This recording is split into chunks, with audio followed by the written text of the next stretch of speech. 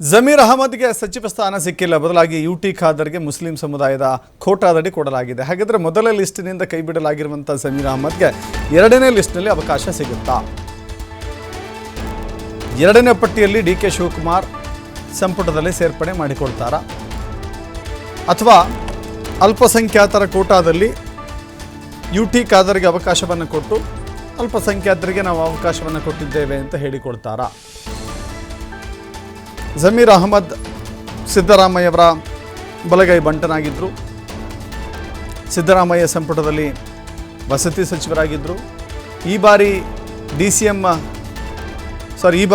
ಡಿ.ಕೆ. ಶಿವಕುಮಾರ್ ಅವರ ಸರ್ಕಾರದಲ್ಲಿ ಉಪಮುಖ್ಯಮಂತ್ರಿ ಸ್ಥಾನವನ್ನು ಕೂಡ ಅವರು ಬೇಡಿಕೆ ಇಟ್ಟಿದ್ದರು, ಸಚಿವ ಸ್ಥಾನದ ಜೊತೆಗೆ.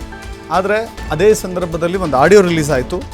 ಆಡಿಯೋ ರಿಲೀಸ್ ಆಗಿರುವ ಕಾರಣಕ್ಕಾಗಿ ಅವರನ್ನು ಕೈ ಬಿಡಲಾಗಿದೆ, ಅಥವಾ ಆ ಕಾರಣವಲ್ಲದೆ ಹೋದರೂ ಕೂಡ ಮುಂದಿನ ದಿನಗಳಲ್ಲಿ ಅವಕಾಶ ನೀಡುವಂಥ ಭರವಸೆಯನ್ನು ಅವರಿಗೆ ನೀಡಲಾಗಿದೆ ಅಂತ ಹೇಳಿ ನಿನ್ನೆ ಅಷ್ಟೇ ಡಿ.ಕೆ. ಸುರೇಶ್ ಅವರು ಭೇಟಿ ಮಾಡಿ ಬಂದಾಗಲೇ ಅಂಥದ್ದೊಂದು ಚರ್ಚೆ ಇತ್ತು.